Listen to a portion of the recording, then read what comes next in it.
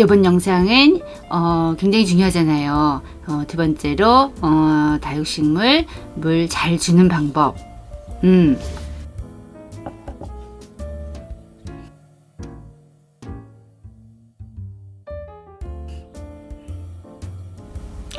그래서 다육 키우면서 물은 다 주실 거예요. 어떤 방법으로도. 물 조리개로 주시는 분, 뭐 환경이 돼가지고 막 스프레이로 막 시원하게 주시는 분, 뭐 다 있는데, 물 주는 거를 잘못 알고 계시는 분들도 더러 있더라고요. 네. 어떤 분들은, 나는 베란다에서, 녹을까봐, 물을 잘 못 줘. 시원하게 이렇게 찔끔 주고 이렇게 다육이 주변만 이렇게 찔끔 주고 있어. 이렇게 하시는 분들도 있더라고요. 그래서 제가 물 주는 거를 이 물 주는 거에 제일 중요한 거. 그래서 물 주기의 중요한 점은 물을 많이 줬느냐, 물을 나는 적게 줬느냐, 그것이 문제가 아니고요. 물을 주고 난 다음에 물마름, 거기 수분이 남아있느냐 남아있지 않느냐의 그 차이예요. 예. 그래서 물을 많이 줬다 그래가지고 죽는 것도 아니고 물을 안 줬다고 해서 죽는 건 아니에요. 물을 줬을 때 물을 흠뻑 줬는데도 그게 수분이 쫙 나가고 통풍이 잘 돼서 거기에 수분이 남아있지 않느냐. 물을 조금 줬는데도 그게 막 죽는다는 분들도 많이 있잖아요. 그거는 거기에 계속 물이 수분기가 남아있기 때문이에요. 그래서 물 주고 나의 물마름, 이게 물 주기에 가장 중요한 것 같아요. 네. 그래서 환경도 중요하죠. 다육이가 환경이 좋으면 빨리 마르잖아요. 예, 그리고 또 그렇지 않으면 그거를 만들어 줘야 되는 거.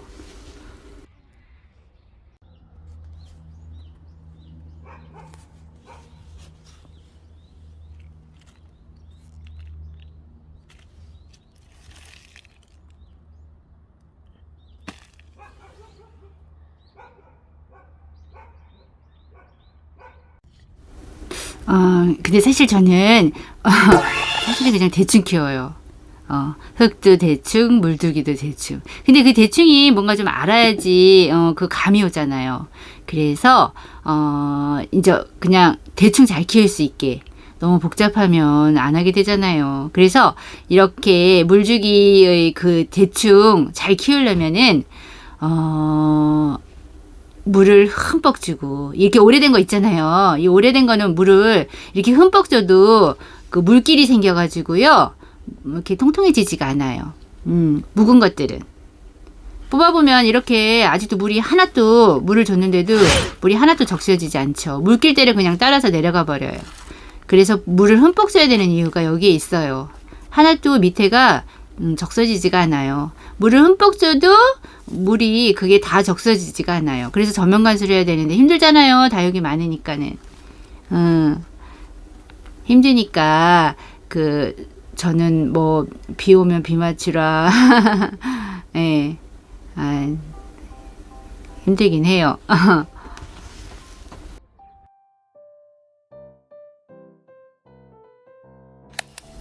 자, 그러면 이제 물을 줄 거예요.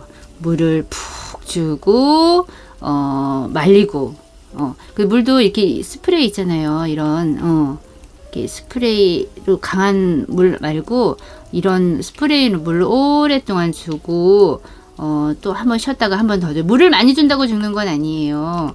물을 많이 준다고 죽는 게 아니라 물을 많이 줬는데 그 습도가 남아 있으면 무르거나 이상이 생기는 거죠. 찔끔찔끔 주면은 찔끔찔끔 주면은 물도 못 먹으면서 마르고 물도 못 먹어서 이렇게 물을 줬는데도 밑에가 물이 내려가지 않았잖아요. 오래된 것들은 물길이 생겨가지고요, 물을 푹 못 먹어요. 그래서 스프레이로 오랫동안 물을 줘야 돼요. 네, 그러고 나서 통풍을 시켜야죠. 예.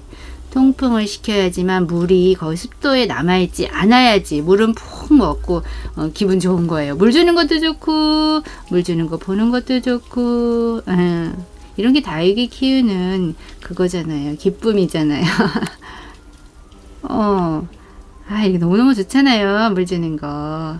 그래서 저는 보통 겨울에 그 위에 물 주는 거 있잖아요. 그거를 4시간 정도까지 줘요. 그리고 겨울에 2달을 말리고요. 여름에도 푹 주고 1달을 말리고 그래요. 그게 많이 줬을 때만 가능한 거예요. 그 대신 물을 주고 이제 습도가 남아있지 않게 뭐 틀어주든가 뭐 바람이 부든가 뭐 뭔가를 해줘야 되죠. 예. 그러면 물을 많이 준다고 문제되진 않아요. 오히려 찔끔찔끔 주는 게 예쁘지가 않죠. 통평할 틈이 없잖아요. 물을 주면 마르고 먹지도 못하면서 마르고. 요즘 창들도 잎이 넓은 것들 많은데 이런 거는 먼지가 많이 쌓이잖아요. 이때 이렇게 닦아줘야지 얘네들도 해도 많이 받고 통통하고 그 대신 습도가 날아가게 뭐 반드시 물을 주고는 문을 열어놔야 되고 갇혀지면 안 되고 습도가 쌓이면 안 되고. 예. 그것만 아시면 물 주는 게 그렇게 어렵지가 않아요. 뭐 복잡하지가 않아요. 그러니까 주실 때 많이 푹 주는 거. 또 오래된 거 이런 것도 좀 오래 주세요.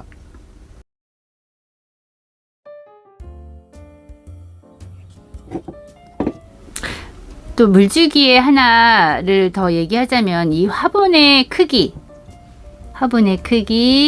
그 화분에 들어있는 흙의 양, 그 흙이 머물고 있을 때 이제 통풍이 안 됐을 때는 그 다음에 뿌리가 썩는 거죠. 그래서 화분의 크기는 굉장히 물주기에 굉장히 중요한데요.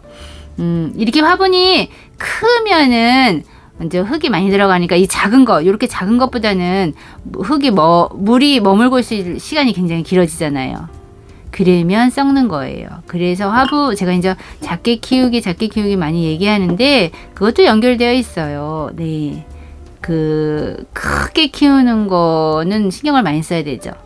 그래서 화이트 그린이가 어떤 분들은 이제 사진 같은 거나 이렇게 올라오는 거 보면은, 이렇게 물이 이제 통풍이 덜 돼서 물을 덜 줘서 좀 시들시들한 것도 있고 또 너무 화분이 또 이렇게 유약이 많이 한데 해서 또 습도가 좀 머물고 있어서 잎이 길어진 것들도 있고 여러 가지가 있는데 이 화이트 그린이나 두들려 종류만은 진짜 토분 같은 거 있잖아요. 그런데 심어주면 좋아요. 습도가 머물러 있지 않아야 돼요. 습도를 굉장히 싫어해요. 얘네들은.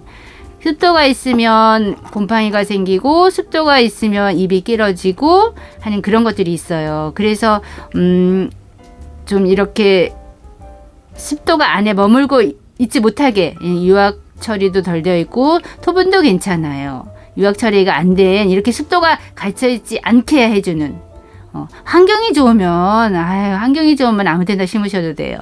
환경이 좋으면 아무 데나 심어도 되지만은 그런 것들이 다육 중에 이게 습도를 굉장히 싫어하는 것들이 더러 많이 있잖아요. 그럴 때는 그런 것도 한번 생각해 보세요. 예. 그러면은 조금 키우는데 조금 도움이 될 수 있어요. 그리고 저는 예전에 제가 토분을 많이 써요. 지금도 많이 쓰고 있고 라울 같은 데 다 관리 못하니까 이런 토분 같은 데 많이 심어 놓거든요. 토분이 이제 통풍이 되잖아요. 이 화분 자체가 수분이 많이 머물러 있지 않고 금방 빠지니까 이런 라울 같은 것도 저는 이 토분에 많이 심어 놔요. 네. 좋아요. 나쁘지 않아요. 네.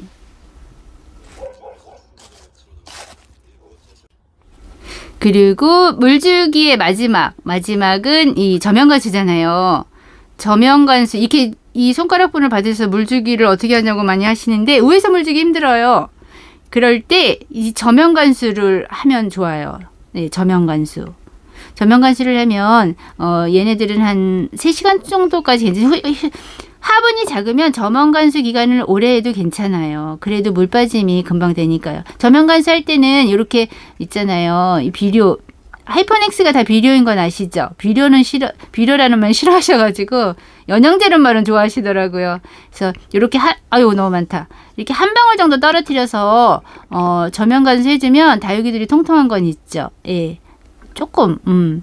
그래서 이렇게 저명관수 한 3시간 정도 하시면 되고 분갈이 할 때도 물에다 담갔다가 빼면 쭉 빠져요. 걱정하시던데. 예, 문제없이 저명관수 하시면 너무 좋지만 다육이가 너무 많으니까 다 저명관수는 할 수 없으니 예, 뭐 이렇게 화분이 작다던가 나는 요 미인들 통통하게 하고 싶어 하는 것들은 이렇게 하시면 되고, 저면간수는 너무 좋죠. 예, 저면간수 하면은 깊게 이렇게 다리가 통통해질 수 있는 방법 중에 하나예요. 작은 건들은 저면간수 한번 해보세요. 이렇게요. 그렇지 않으면 스프레이로 물을 오래 주시면 되고, 빼실 때도 물을 담갔다가 빼시면 가래떡처럼 쭉 올라와요. 걱정하실 필요 없는데. 저한테 많이 물어보셔서 이것도 얘기하고, 조그만 걸 통통하게 키우고 싶으면은, 이런 하이포닉스 한 방울 떨어뜨리는 것도, 다육이 통통하게 근데 하이포닉스 이렇게 비료하잖아요. 그러면은 분갈이 한 3, 4년을 더 그렇게 하셔도 돼요. 예. 3년 이상, 4년까지. 예. 얘도 괜찮아요. 예. 화분이 작으니까 흙이 작잖아요. 그러니까 좀 영향을 줘도 괜찮다는 말이에요.